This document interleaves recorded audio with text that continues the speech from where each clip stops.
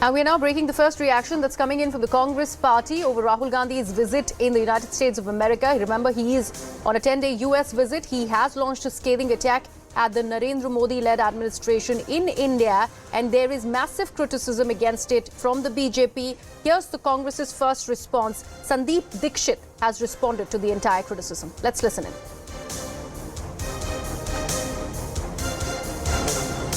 I'm joined by Congress leader Mr. Sandeep Dixit. Sir, Rahul Gandhi is in US for a 6-day trip, and we are seeing that already the BJP, over his speech, the BJP is saying that this is what he always does. He goes to US, he goes outside India and defames the country. The people will never forgive Rahul Gandhi, is what Anurag Thakur is now saying. Well, what people will decide, people will decide. First of all, I don't think he's defaming anything. I think he's just talking about the fact that we have a government which has a organization that pushes an ideology that creates violence against certain communities, especially the marginalized communities and the minority. And I think that's an issue that should be talked about.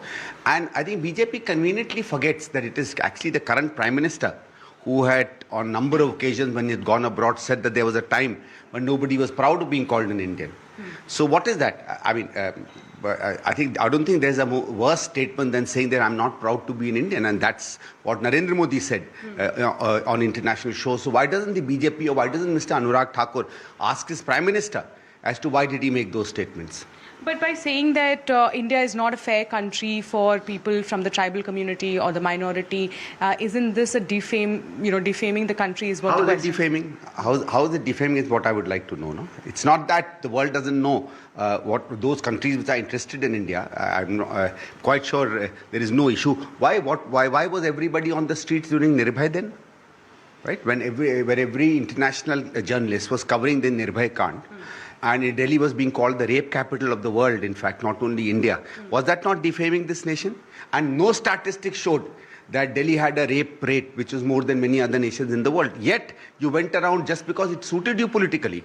And it suited you to defame the Delhi government and the central government at that point of time. So BJP has absolutely no standing to come out and make any statements like this. One last question. This question is on delimitation based on the census population, and Rahul Gandhi also mentioned this, saying that it should not be, done in a hasty manner. There should be a process that should be followed properly. There are also southern states which are saying that we are at a disadvantaged position because population-wise we are very less, and that way our seats will be much lesser compared to the northern states. Absolutely. See, first of all, you must first conduct a proper census.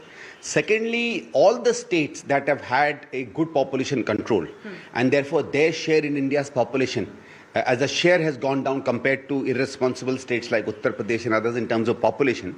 States that have not done proper, population stabilization, like most of the northern states, benefit out of that. And I think that is particularly unfair. I remember in the last delimitation that also happened, the government of India, which is the UPA government, clearly decided that the share of each of these states would remain exactly the same. Of course, they didn't increase beyond 543. There was once a proposal that we may increase the seats on 543, and it was stated that the share of each of the states will increase in exactly the same proportion as it is currently. So say suppose there's a 20% increase in the overall seats, Tamil Nadu will also go up by 20%, UP will also go up by 20%. Today what will happen is Tamil Nadu has almost stabilized its population, right? And UP has been completely irresponsible as far as that is concerned. So they may go up from 80 to 150 and Tamil Nadu may go up from 39 to say 45, 50. I think that is pretty unfair, right? Thank you, sir. Let me bring in my colleague Pallavi Ghosh, who's joining us on the broadcast. Pallavi, the big question is, did we expect anything different from Rahul Gandhi? Now that he is once again in foreign land, there is obviously ample critique that he is going to shower on the Modi-led administration, and he did exactly the same.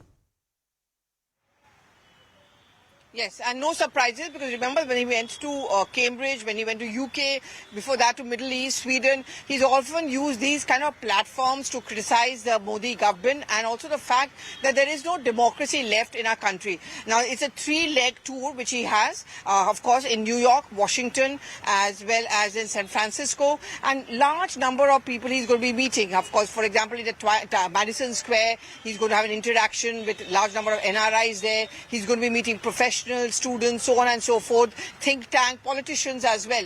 And in all of them, and especially a press conference as well, so where he's going to be talking about the fact what he did speak today also, the Bharat Jodo Yatra, what it has done for him, how it actually reflects the wishes of the people, and how there's a lack of democracy in our country. The government uses all the agencies, and it's a tricky terrain. And it's not that the Congress party is not aware of it, but the Congress with its new communication strategy has decided now to brazen it out. They're going to give a counter to the BJP's allegation that, whenever Rahul Gandhi travels abroad, he makes personal attacks on the Prime Minister and he demeans the prestige of our country. Counter coming in from the Congress is that what is it that the Prime Minister does when he goes abroad? And when he attacks the Gandhi family or when he attacks the UPA government and Dr. Manmohan Singh, didn't he also demean the prestige of our country? Absolutely. And Pallavi, like you rightly said, it's become a vicious circle. This is going about in circles. Is the same set of attacks that Rahul Gandhi has, gone against the Prime Minister and said, and then there is a retaliation that's coming in from the BJP. But talking about Rahul Gandhi's trip to the US, what has been the response like from the Indian diaspora over there for Rahul Gandhi? Because we do know how he's also using the fact that he's lost his parliamentary membership to his advantage. He's claiming that he's a common man. He'll stand in queues, click selfies with the commoners over there. All that is also happening. Well, today was just the first leg of his meeting. He arrived here late last night for us, but early morning as far as them is concerned. And there are many programs which are going to be there in Stanford University. I think that's a significant one. Press conference, as I pointed out.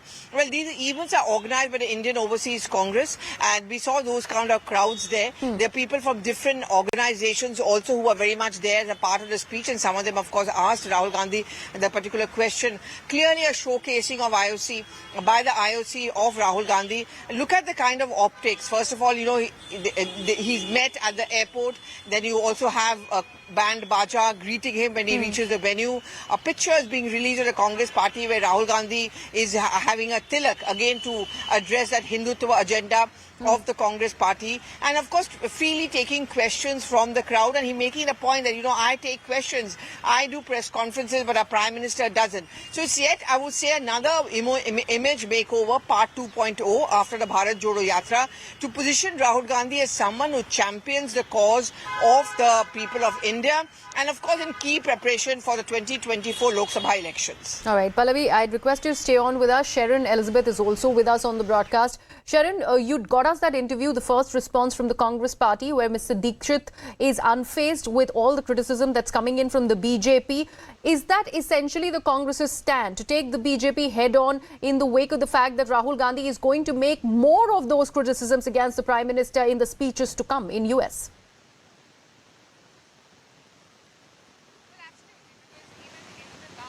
United Kingdom, we have seen the kind of statements that he has made, and the response of the Congress party has even then remained the same.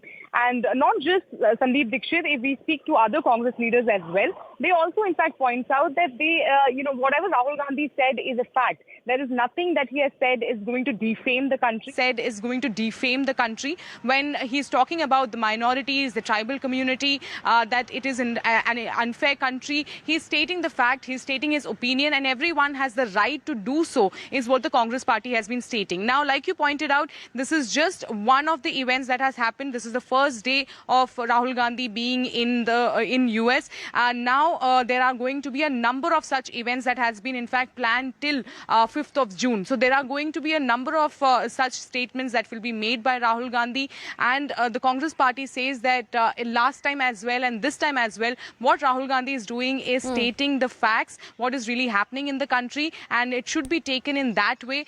This is nothing to do with defaming the country or defaming the Prime Minister, has been the stand then and has been the stand of the Congress party even now.